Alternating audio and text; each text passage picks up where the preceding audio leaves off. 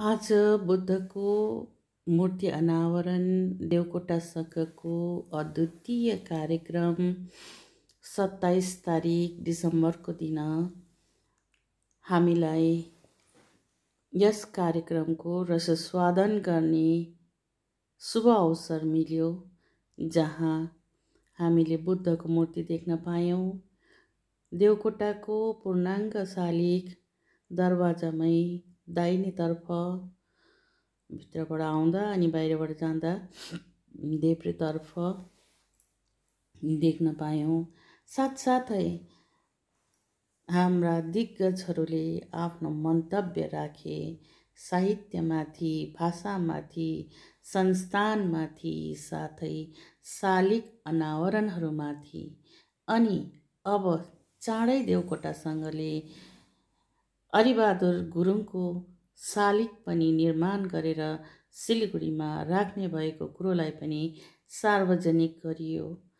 अनि त्यसैमाथि चर्चा परिचर्चा भए सबैले आफ्नो आफ्नो मन्तव्य त्यहाँ प्रकट गरे र यसरी आजको कार्यक्रममा आफ्नो आफ्नो वक्तव्य राख्दै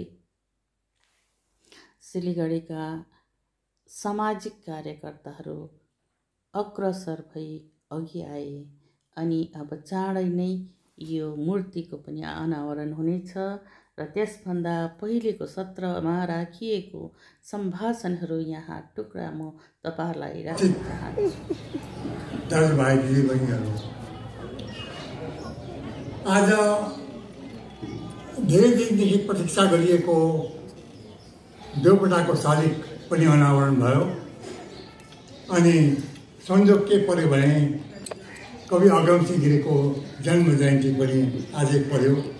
अनि गौतम बुद्धको शालिग पनि अनावरण भयो धेरै दृष्टिकोणबाट। र हामीले देवकोटाबारे पनि धेरै कुराहरू सुन्यौँ। गिरीबाले पनि पी अर्जुनजीले राम्रो वक्तव्य दिनुभयो। अनि अब मेरो पालो आयो। म एउटा यस्तो एक्लो व्यक्ति जसले गिरीलाई ज्यादै नजिकबाट उनले उठबस गरेको, उनले कविता लेखेको समय म देखेको मान्छे।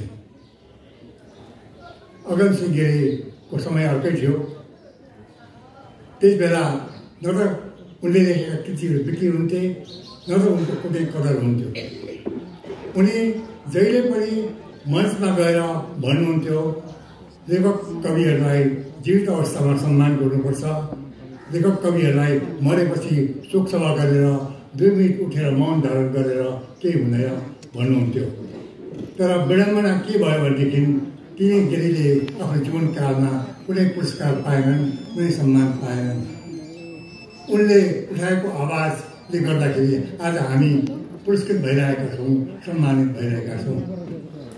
र गिरी ज्यादै जातिवादी हुनुहुन्थ्यो, सबैले जानेको कुरा हो। उनी एउटा राजनीतिक पार्टीमा हुनुहुन्थ्यो। त्यो पार्टीले धेरै साहित्यकारहरूलाई जन्माएको थियो। त्यही पार्टीमा हामी पनि थियौँ। विष्णुकम गुरुङ भन्ने एकजना कथाकार हुनुहुन्थ्यो दार्जिलिङबाट। कालेबुङका महानन्द पौडेल हुनुहुन्थ्यो। अनि खरसाङका प्रेम थापा पनि हुनुहुन्थ्यो। हामी एकमुष्ट भएर भाषा साहित्यमा लागेका थियौँ। तर त्यो संस्थाले कुनै युवा सङ्गठन बनाएको थिएन। जस्तो आज प्रत्येक राजनीतिक पार्टीको आफ्नो आफ्नो युवा सङ्गठन हुन्छ। युवा सङ्गठनलाई पनि सिलगढीमा हाम्रो अस्तित्व यसरी बाँचेको छ सङ्घ संस्थामा। आदरणीय रत्नीहरू, सबैप्रति अगमसिंह गिरी जयन्तीमा यस सुखद अवसरमा म सश्रद्धा नमन गर्दछु।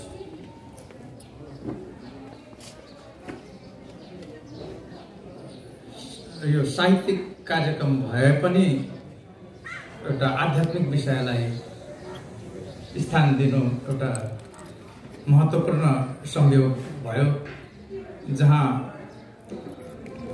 महाकवि लक्ष्मीप्रसाद देवकोटाको प्रसङ्ग आउँछ। त्यहाँ उनको बुद्धवाद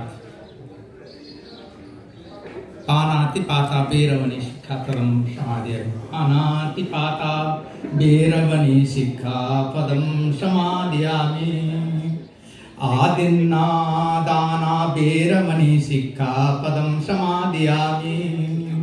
मुसावादा बेरमणि शिक्षापदं समादयामि।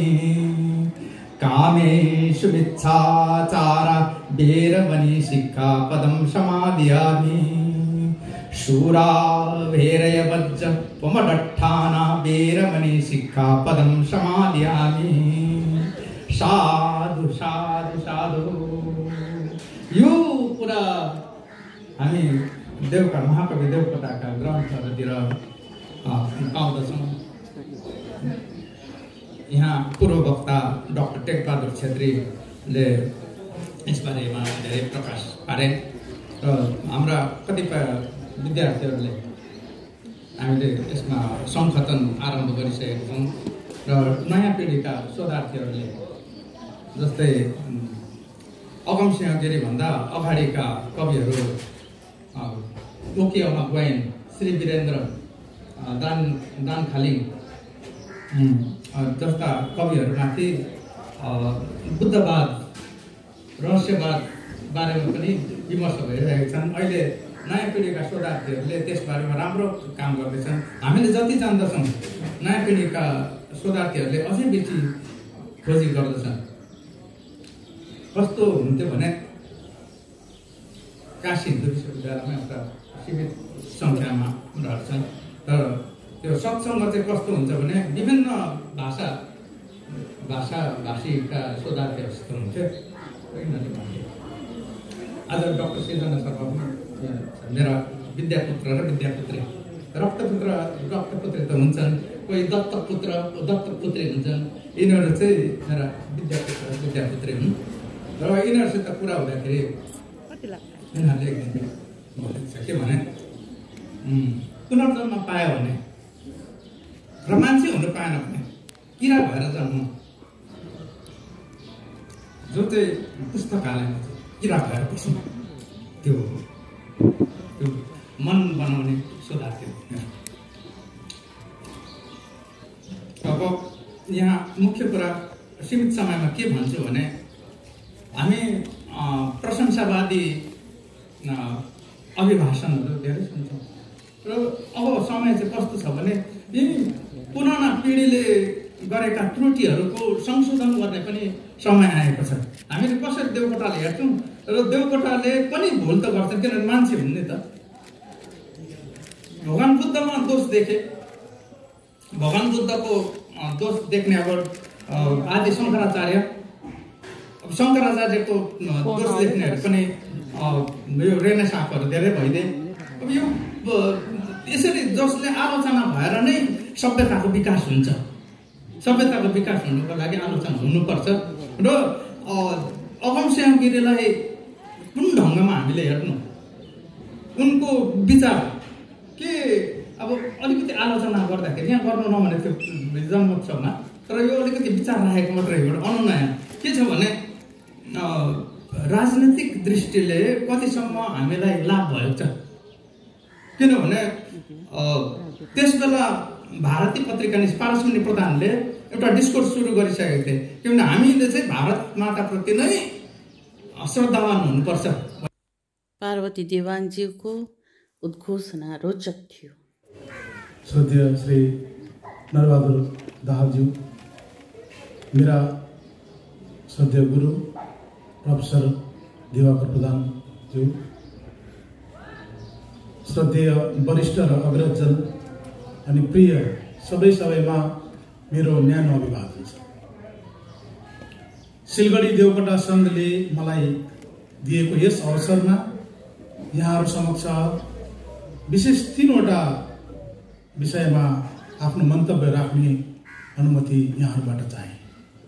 ती 3वटा विषय छन् देवकोटाको साहित्यमा उत्तराधुनिक चिन्तन, दोस्रो छ वैश्विक देवकोटा र तेस्रो छ देवकोटाको साहित्यिक सार्वभौमिकता। अब सुन्नुहोस् कविताका केही झलकहरू। अलि स्लो डाउन भयो। रावणको कान्छो भाइ विभीषण रावणकै दुश्मन भयो भनेर खुसी हुनुभयो र बारम्बार रावणलाई थुक्नुभयो, विभीषणलाई सक्तो उचाल्नुभयो। अब भन्नुहोस् श्रीमान, रावणको घरभित्र एउटा भाइ दुश्मन निस्कियो, तर तपाईका त शरीरका दाहिने देब्रे काँधले भर दिँदै आएको भाइ भन्दा ज्यादा आफ्नै शरीरमा सटिएका। अब यसपछि तपाईहरूले सुन्नुहुनेछ युग्मकार कालु सिंह रणपहेली ज्यूको प्रस्तुत यहाँ निवेदन गर्न लागिरहेछ। उकेरा मनको बोटमा प्रेमको उकेरा लगाइयो, मनको बोटमा प्रेमको उकेरा लगाइयो, शान्तिका फलहरू लटरम्म फले। उकेरा लाउने हातहरुमा उठेका ठेलाहरू, उकेरा लाउने हातहरुमा उठेका ठेलाहरू इनाम र पुरस्कारको प्रमाण पत्रका सुन्दर अक्षरहरू हुन्। उकेरा लगाउने हातहरूले जब आँसु पुच्छन्, उकेरा लगाउने हातहरूले जब आँसु पुच्छन्, ठेलाहरूको जब उपहास हुन्छ, आकाश जस्तो गहिरो नीलो दुख्छ मुटु। उकेरा लगाऊ, उकेरा लगाऊ, जगाउनलाई उकेरा लगाऊ, जोगाउनलाई उकेरा लगाऊ। उकेराले बचाएका गरिबहरूलाई धान्न सघाओस् जीवन सुचारू। उकेरा भनेको विश्वासको भुइँमा उम्रिएर प्रेरणा र हौसलाको कोपिला हाल्ने आशाको बोट। उकेरा भनेको मुटुको धड्कनमा थपिएको अलिकति उत्साह र भर।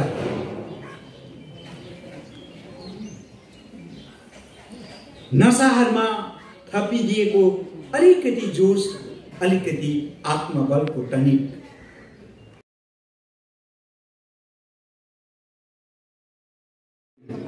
साहित्यिक देवकोटा उहाँको पूर्णाङ्गशाली आज लोकार्पितै भयो भन्छु म। र अर्कोतिर शान्तिका अग्रदूत भगवान बुद्धको यो शान्त सौम्य अहिंसाका प्रवर्तक नै भनौँ को आज मूर्ति अनावरण अत्यन्तै पुनीत अवसर, पावन अवसरमा हजुरहरू सबैको उपस्थिति यो सधैँ हुँदैन यस्तो उपस्थिति। र कहिलेकाहीँ मञ्चमा बसेका र मञ्चमा नबसेकाहरू सबै